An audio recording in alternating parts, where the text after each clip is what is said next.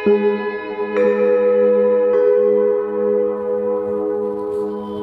के सवाल में आप सभी के मनों का स्वागत है। अनेक बार मन ऐसा भटक जाता है कि उसे लगता है कि वह सही कर रहा है, लेकिन वास्तव में वह सही नहीं होता, क्योंकि मन के साथ लगी ऊर्जा भटक जाती है, विक्षेप हो जाता है उसका, और उस विक्षिप्त अवस्था में वह अपनी ही धुन में चलता रहता है। होता क्या है कि उसकी पूजा की हानि हो जाती है। कहा है ना, राम नाम जान्यो नहीं, भई पूजा में हानि।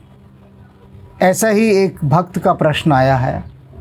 प्रश्न उन्होंने कई लंबे टुकड़ों में भेजा है, 7 टुकड़े हैं, कुछ को जोड़ा भी गया है, लेकिन अलग अलग टुकड़े मैं सुनवाऊंगा उनके प्रश्न के, और उससे आपको समझ में आ जाएगा कि वास्तव में भक्ति होती क्या है। तो उनका पहला टुकड़ा सुनिए। प्रणाम गुरुदेव, मैं पंजाब से बात कर रहा हूँ। गुरुदेव, मैंने प्रभु बजरंगबली के 6 व्रत पूरे कर लिए हैं। आज मेरा 7वां व्रत, लास्ट व्रत है। मैंने प्रभु से यही मनोकामना की थी, मेरी हर मुश्किल में मेरा साथ दे, मुझे हर संकट से बचाए। तो सबसे पहले तो मैं यही कहूँगा कि आपने 7 व्रतों का हिसाब किताब रखा हुआ है। ये बहुत अच्छी बात है, क्योंकि कल को हनुमान जी पर एहसान जताने के लिए अगर कुछ बताना हुआ तो कुछ रिकॉर्ड तो होना चाहिए ना। तब आप अपना रिकॉर्ड बताएंगे कि देखिए, मैंने 7 बार आपके व्रतों का पालन किया।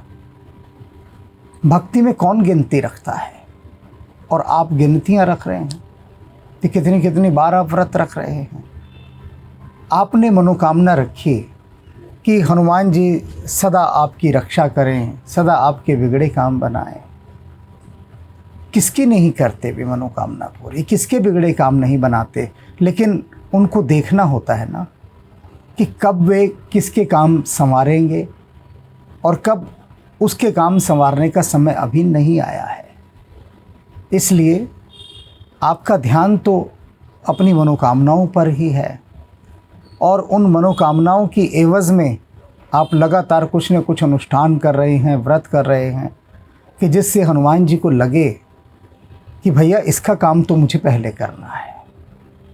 तो ये जो आपका भाव है ना, ये भाव हनुमान जी को रिझा नहीं पाएगा। अब आपके दूसरे टुकड़े पर हम चलते हैं। लेकिन गुरुदेव, मुझे ये समझ नहीं आ रहा, वो मेरी आवाज़ सुनते हैं या नहीं। डेली सुबह शाम चालीसा करता हूँ गुरुदेव। एक बात और, जब से मैंने व्रत रखा है मुझ में चेंजिंग आई है। मतलब सुबह 4 बजे उठ जाना या 5 बजे उठना, कभी कभी 3 बजे उठ जाता हूँ डेली इसी टाइम, और उठकर जय श्री राम का नाम निकलता है। फिर सुबह प्रभु के भजन सुनता हूँ और नाचने लगता हूँ, और साथ में ताड़ी भी बजाता हूँ। और घर वाले जो मेरे दादाजी, दादी जी और मेरी वाइफ मुझे पागल बोलते हैं, और मैं उनको मुस्कुरा के चला जाता हूँ। इसका क्या मतलब गुरुदेव जी, प्लीज़ बताएं गुरुदेव जी, कुछ तो संकेत दीजिए प्रभु। आपने कहा कि आपको यह समझ नहीं आ रहा कि वे आपकी बात सुनते हैं या नहीं। आप समझकर करेंगे भी क्या कि हनुमान जी से जो आप प्रार्थना कर रहे हैं वे उसे सुन रहे हैं या नहीं सुन रहे, इससे आपको सरोकार नहीं होना चाहिए। आपने प्रार्थना कर दी ना, बात समाप्त। यदि आपको पता हो तो वैज्ञानिक अंतरिक्ष में बहुत सारे रेडियो संदेश भेजते हैं, बस भेज देते हैं, और आज से नहीं भेज रहे, न जाने कितने सालों से भेज रहे हैं। करोड़ों अरबों किलोमीटर लंबा सफ़र वे संदेश तय कर चुके हैं। न जाने कितनी कितनी गैलेक्सियों में वो घूम चुके हैं संदेश, लेकिन बस वो भेजते हैं बिना इस बात की चिंता किए कि वे संदेश कहाँ जा रहे हैं, कोई उन्हें प्राप्त कर भी रहा है या नहीं कर रहा, या कर रहा है तो उसका रिप्लाई भी करेगा या नहीं करेगा। तो भक्त की स्थिति वैज्ञानिकों के इन्हीं संदेशों के समान होनी चाहिए, जैसे वो अंतरिक्ष में छोड़ते हैं। आपने हनुमान जी से प्रार्थना की, विनती की, बहुत कुछ कहा सुना, बात समाप्त हो गई। अब उसके बाद जो आपके जीवन की ऊर्जा है, भक्ति की ऊर्जा, वो इसी में लग गई कि आप कह रहे हैं मुझे समझ नहीं आ रहा कि हनुमान जी आपकी बात सुन भी रहे हैं या नहीं सुन रहे। तो समझ आएगा भी नहीं, क्योंकि यह समझ का खेल है ही नहीं। अच्छा, अब आपने क्या कहा है आगे कि सुबह सुबह उठकर आप पूजा पाठ करते हैं, नाचते हैं, तालियां बजाते हैं ज़ोर ज़ोर से, और आपके दादा दादी और आपकी पत्नी आपको पागल कहते हैं। और आपने पूछा यह सब क्या है, और आप उनकी ओर मुस्कुरा कर देख देते हैं। ये तो आप बहुत बड़ा उपकार करते हैं उन पर। आप जैसा उदार हृदय कोई है ही नहीं, वरना कोई आपको पागल कहे और आप उसे न मारे पीटें तो इसका तो ये तो मतलब हो गया कि आप बड़े सज्जन पुरुष हैं, कि बड़ी दया दृष्टि से आप अपने दादा दादी और अपनी पत्नी की ओर देखते हैं। अब रही बात कि वो आपको पागल कहते हैं, तो क्या गलत कहते हैं बताइए। अरे सुबह सुबह 3 बजे 4 बजे उठकर घर में नाचोगे, कूदोगे, तालियां बजाओगे तो बूढ़े दादा दादी की नींद खराब होगी, पत्नी की भी नींद खराब करोगे। तो वो पागल नहीं कहेंगे तो क्या कहेंगे। ज़्यादा ही भक्ति जोर मार रही है, बहुत ज़्यादा जोर मार रही है। धीरे से केवड़िया खोलो, बाहर जाओ, सड़कों पर, चौराहों पर, बागीचों में खूब नाचो, झूम झूम कर खूब कूदो, फिरकियाँ घुमा घुमा के कूदो, तालियां बजाओ, गुलाटियाँ खाओ, कलाबाजियाँ खाओ, उछलो कूदो, पेड़ पर चढ़ो उतरो, जय हनुमान ज्ञान गुण सागर, भूत पिशाच निकट नहीं आए, और जो भी कुछ है सब गाओ बजाओ, खूब करो। कौन मना करता है, कौन मना करता है। लेकिन घर के भीतर यह सब करोगे तो घर वाले पागल ही तो कहेंगे। ये कोई सामान्य व्यवहार थोड़ी ना है। भक्ति करो, अपने तक सीमित रखो, वह आपके लिए है, दूसरों को सताने के लिए नहीं। यदि आपकी भक्ति दूसरों को सताने लगे तो फिर समझ लीजिए कि वह भक्ति नहीं, कुछ और ही है। अब आपके अगले टुकड़े पर चलते हैं। सवालों के कई टुकड़ों में भेजे आपने सवाल, तो ये पता है क्या इशारा करता है। जिस आदमी की ज़िंदगी खुद टुकड़ों में बटी होती है ना, वो ऐसे सवाल भेजता है।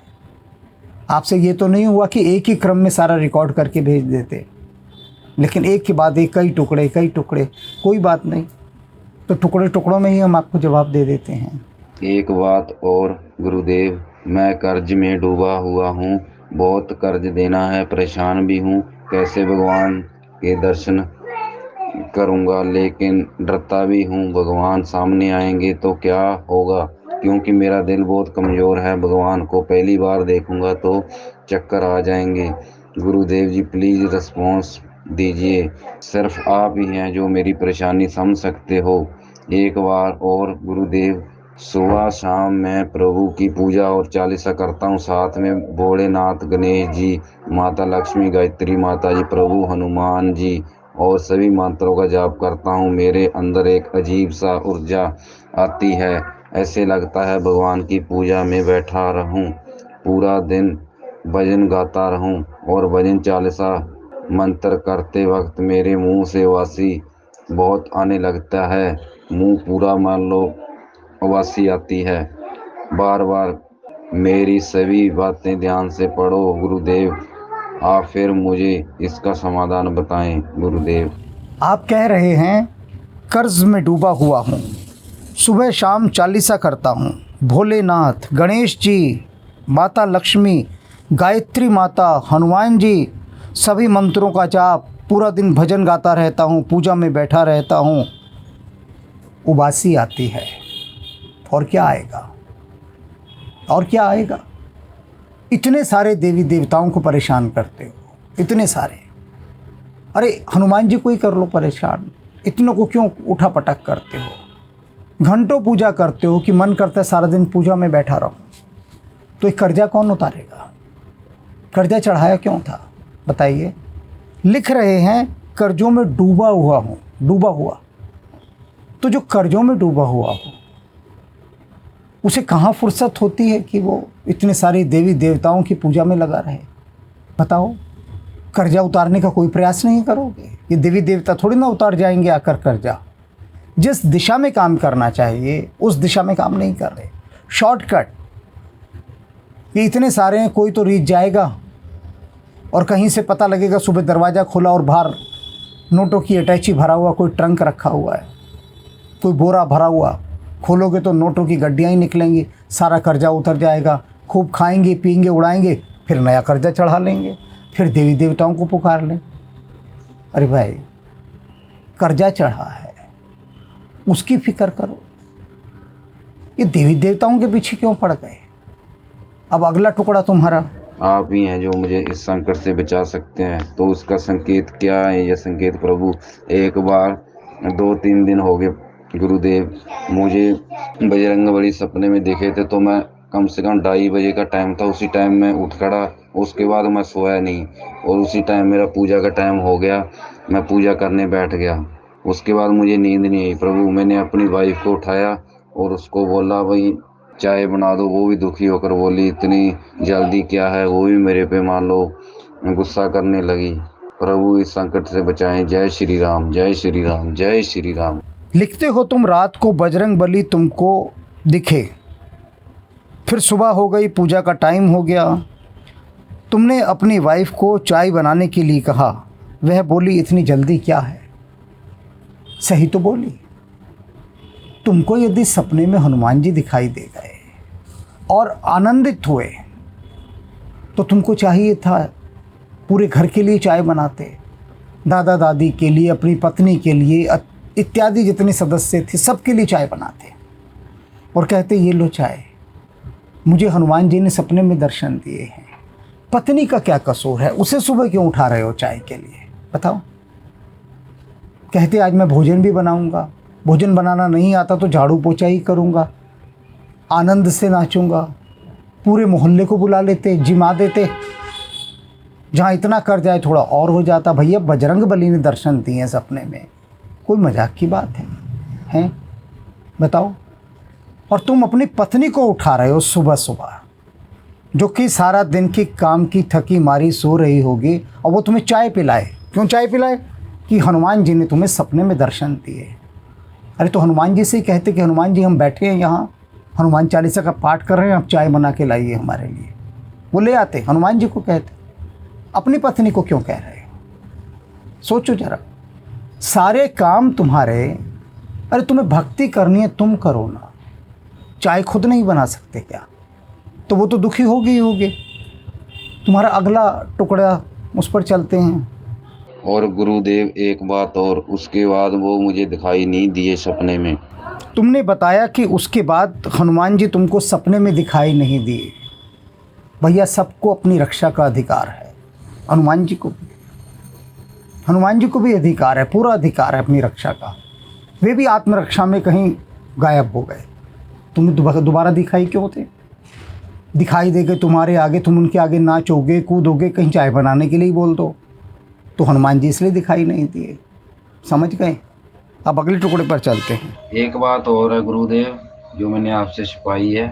जो मेरी वाइफ है ना, इस मान लो जब से मैं प्रभु मान लो हनुमान जी को मानने लगा हूँ, उसकी भक्ति करने लगा हूँ, व्रत रखने लगा हूँ, उसके बाद ना मेरी जो वाइफ है उससे दूर हो रहा हूँ मैं। तो वो भी मेरे से जलती रहती है, भाई तू ये काम छोड़ दे, भक्ति करना छोड़ दे, पाठ पूजा छोड़ दे। तो मैं उसकी सुनता नहीं हूँ, तो लड़ाई हो जाती है। तुम्हारी पत्नी कहती है कि पूजा पाठ छोड़ दो। बिल्कुल ठीक कहती है, बिल्कुल ठीक कहती है कि पूजा पाठ छोड़ दो। एक बात बताओ, सुबह तुम्हें चाय कौन पिलाता है?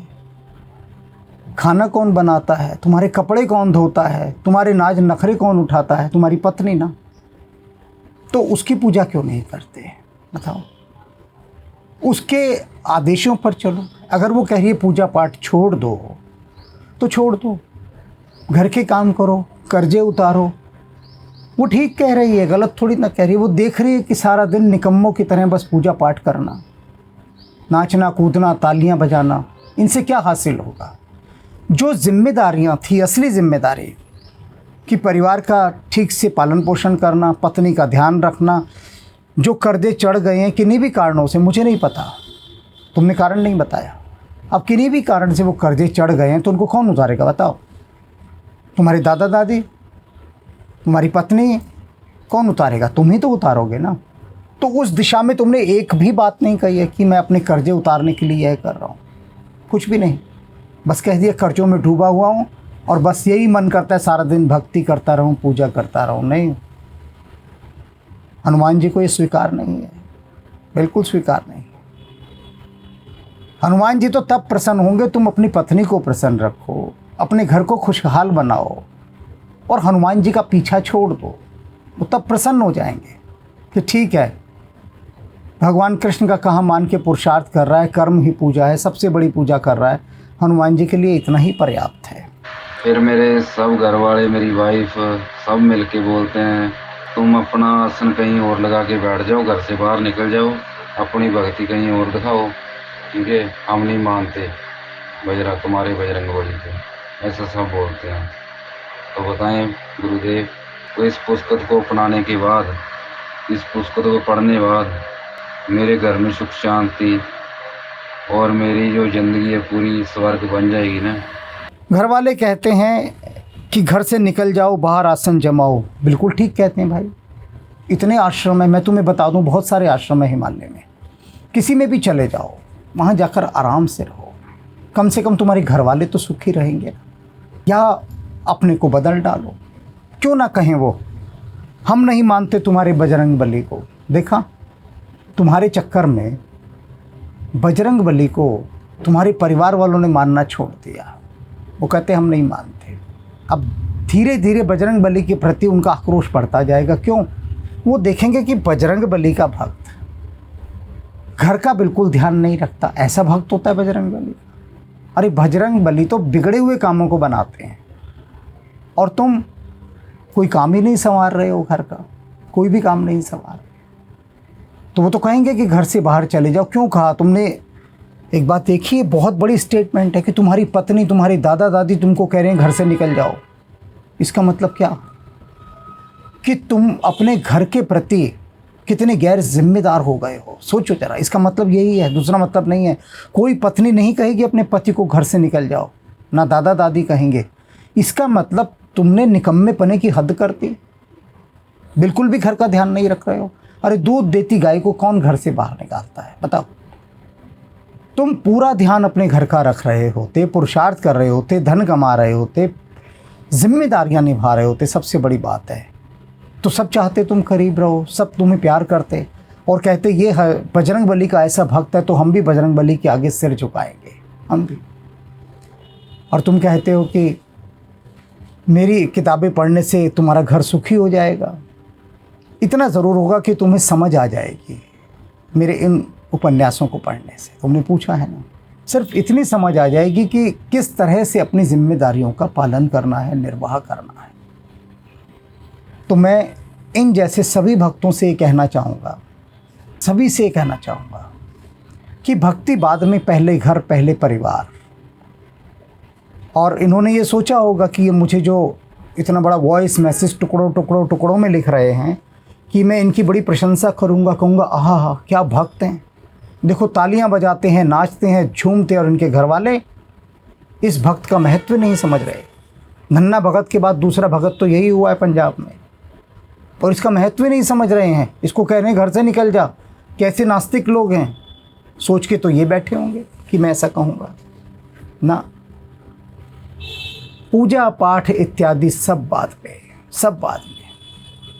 सबसे पहले ये कि परमात्मा ने जो जिम्मेदारियां दी हैं, जो दायित्व दिए हैं, उनका निर्वहन होना चाहिए, उनका पालन होना चाहिए।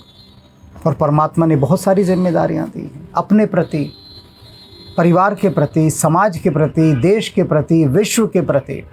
यही निपट में नहीं आती। अगर इन्हीं जिम्मेदारियों को निपटाने में लग जाओ तो परमात्मा का नंबर ही नहीं आएगा, मैं बता दूँ। और नंबर आने की फिर ज़रूरत ही नहीं है, क्योंकि इसको कर्म ही पूजा कहते हैं। वास्तविक पूजा है उसका नाम अपने हृदय में रखना और उसका नाम लेकर सारे काम करना, सारे काम करना। उसके नाम से शुरुआत हो, हर काम की शुरुआत उसके नाम से हो। और जब ऐसे शुरुआत होगी तो हर काम सफल होगा, सुंदर होगा, सभी को अच्छा लगेगा। लेकिन ये जो है कि काम छोड़कर केवल भक्ति में ही डूबे रहना, नहीं, ये ठीक नहीं है। और इससे कुछ हासिल नहीं होगा, कुछ भी हासिल नहीं होगा। क्योंकि मन बचना चाहता है कि कौन मेहनत करे, पुरुषार्थ करे, घर को संभाले। भगत बन जाओ, घर वाले भी कहेंगे कि अरे भैया ये तो भक्ति में है, इसको कुछ ना कहो।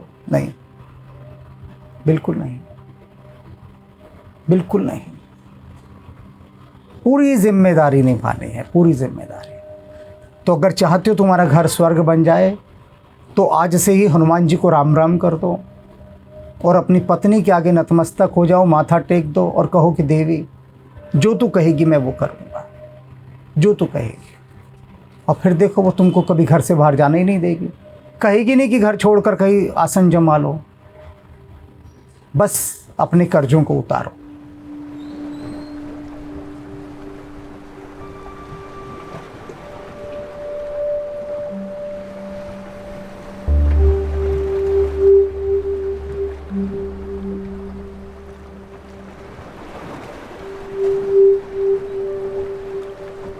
Thank you.